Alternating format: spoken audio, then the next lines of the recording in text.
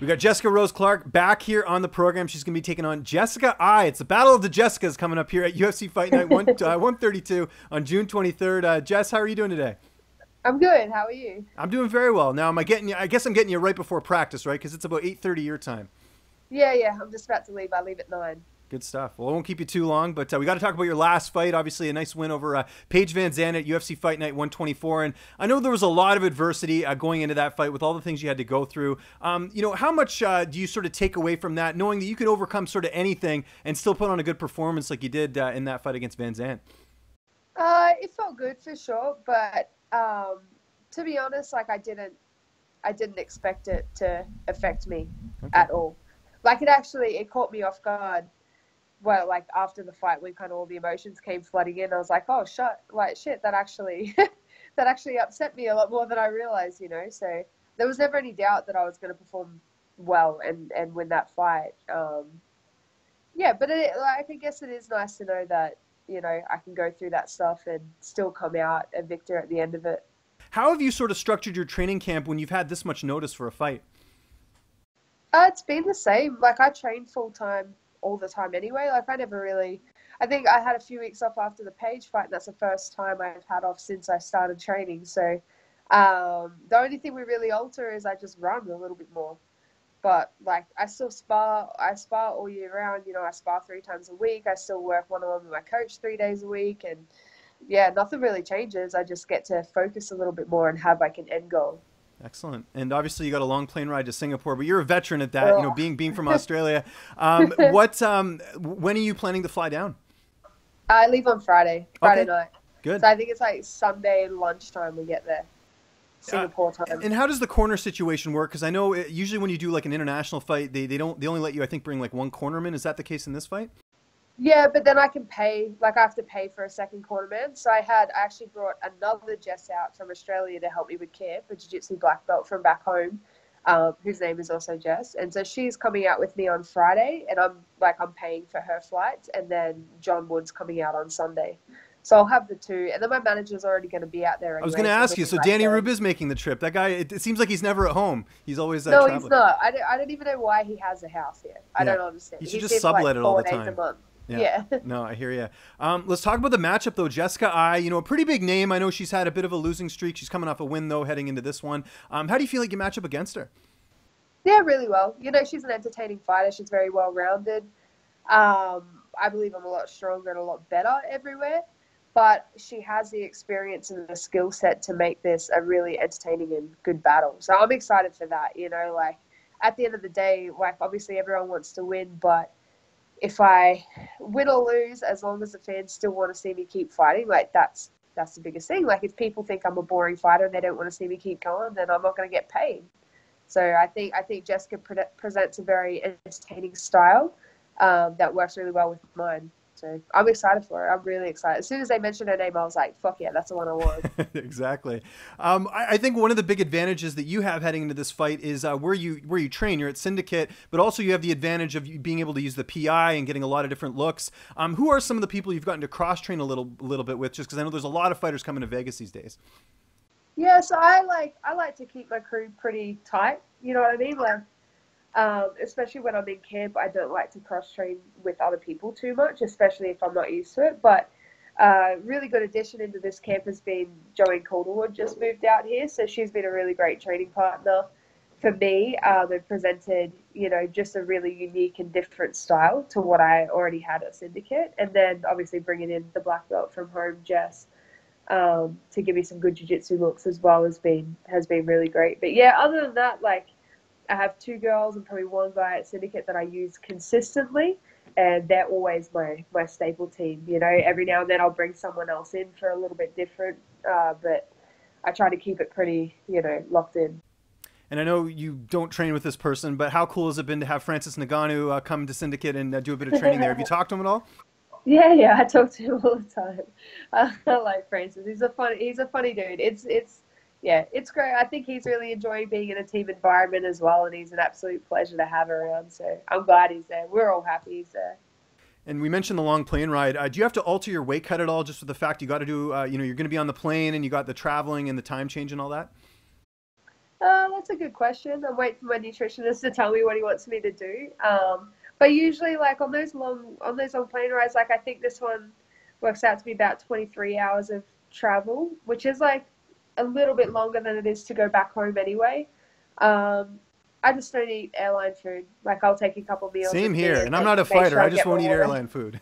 Yeah, just make sure I take enough water with me to help with water retention, and yeah, that's it. And then I just sleep most of the time, which is good. I'm lucky. I can sleep really well on planes. That's great. Oh, that's a luxury because otherwise the plane ride's just twice as long, right? So, or it feels Yeah, it's twice as long, I still should say. 17. It's still 17 and a half hours on one Wow. plane. I've never been on a plane that long. The longest I've been on is 15. So like, I feel like that extra 2.5 hours is gonna be a fucking nightmare. So what are you gonna do on the airplane? Like, are you bringing any movies or loading up the playlist on the phone? Like what, like for music? What would I find you doing? Yeah, I have a little like iPhone 5 that I call my burner phone, and I just download a bunch of stuff off Netflix and watch that the whole time. It's handy if they've got in-flight Wi-Fi because then I can still talk to people. But yeah, I try and sleep as much as possible. Kind of, it's good for my recovery, and better to make the trip not be so exhausting and long. It's funny when you said burner phone. My first thought was like you're doing all this criminal activity or I whatever. know, Like, I that's know. That's why I call it that because everyone thinks I'm doing something shady. right for sure. How do you see this fight playing out on June 23rd? Yeah, who knows? I don't. I try not like I'm not a planner. You know what I Right. mean? You're Like not like Conor McGregor. You don't call your shots. You're not like Mystic Jess or anything. no, because like I see so many people who do try to plan everything down with meticulous detail, and then if it doesn't go that way, they falter. And I don't want. I'm not a believer in that. Like I like to. My style is very fluid, and my style is very adaptive. So like I see it being similar to the Paige fight. Like I see myself dominating it. Um, but I mean, preparing for her to grapple a lot. I know she likes to grapple, and yeah, I'm just honestly like I'm excited. It all depends on what style of Jessica shows up on the night. Like I can adapt either way. If you go out there and get an impressive win here, where do you feel like a win over Jessica sort of puts you in the division? And have you kind of looked ahead at, if that scenario does play out, what would be next for you? I'm hoping they'll let me fight in Vegas at the end of the year, and preferably against someone like Alexis Davis. Like I want a top 5 opponent now. So they've given me 2 unranked, and then now I got the number 10, and I think with a win over Jessica, like I don't know if I'll jump up or not. I should because I'll be 3-0 in the division. Yeah, and I'd like to get a top 5. So we'll see. Like I can't control what they decide. Like I just keep trying to be entertaining and doing the right thing and being a good person. And I know that the fights that I want will come my way. Like I've been very blessed with the 3 matchups I've been given so far, and I think that's going to continue to happen. You're very active on social media, and one of the things I really like is you really interact with the fans. But I know sometimes you encounter trolls and the haters and stuff like that. How do you deal with that as a fighter? Because there's always people who, for whatever reason, just want to try and ruin your day, but you have to sort of navigate through that. Yeah, I think it's funny.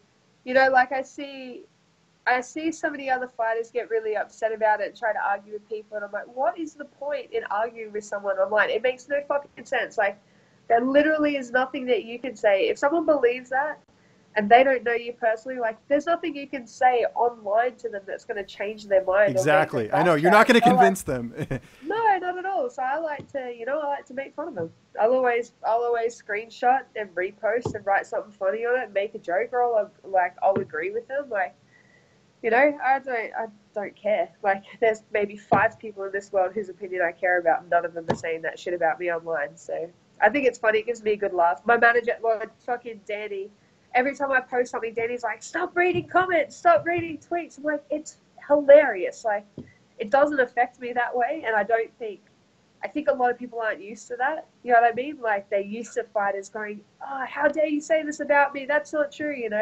Instead of like, I'll be like, yeah, maybe that is true. I fucking suck. Like, yeah, I just think Well, it's that's funny. good. It's a good attitude to have about it. I mean, it's just you're always going to get that. Everyone gets it, no matter what. So, like you said, the negotiation's going to be pretty tough if someone starts out saying you suck or something. The chances of them turning around are pretty slim, right? So. Yeah, exactly. Like, if you hate me, you hate me, and I feel more than anything like I feel bad. I can't imagine what it would be like to live that way, to hate someone so intensely that you don't know, who's never done anything to you, like, and your first thought and reaction is a negative one. That's a horrible way to live life. Like, I'm not going to argue with that person. Like, I'll pray for that person and I'll make a joke about it and try to make them see that it's ridiculous, you know, but like, it's such a horrible way to live your life that I'm not going to bring more negativity back into it. It's just not my thing. One of the things I think people really like about you is, you have a very outspoken personality. And like I said, you're active on social media. I'm going to kind of ask a little bit of a different question here. Is pro wrestling something that would ever entice you after your career's over? Because it seems like you'd be sort of a perfect fit. You got the personality, obviously, you're out there. Is that something that would interest you at all? Yeah, but I'm more like, I kind of want to do like stunt work and a bit of acting, like I do like to entertain and kind of be the center of attention and stuff like that. But like, pro wrestling's fun and I love watching it, and I'd for sure give it a shot. But it's just, I don't know. I don't think that's quite for me. You know what I mean? Like, I want to either be a completely different character or be 100% my own personality. Like, I want to play out a story or I want to be me. I don't want to do like that weird hybrid that they do with pro wrestling. But yeah, like, I definitely want to get into stunt work and like stay athletic and in entertainment. But yeah, I don't know if wrestling's the way for me. Did you ever watch pro wrestling growing up? No, I think I watched it for the first time when I was 17 and then never again until I went out for UFC Perth. Oh, interesting. Okay, yeah. Fair enough. Well, everyone's got to check out this fight. It's coming up here June 23rd. It is UFC Fight Night 132. Jess, it was great getting a chance to catch up with you again. Just remind people where they can find you on social media, and if you got any sponsors. Actually, sorry, just the social media, I guess, we'll get to. I remember you said that before the interview. So, yeah, just social media. Where can they find you? Yeah, it's just Miss Jessie Jess on everything. I'm pretty easy to find. Jessie with a Y. Don't forget it.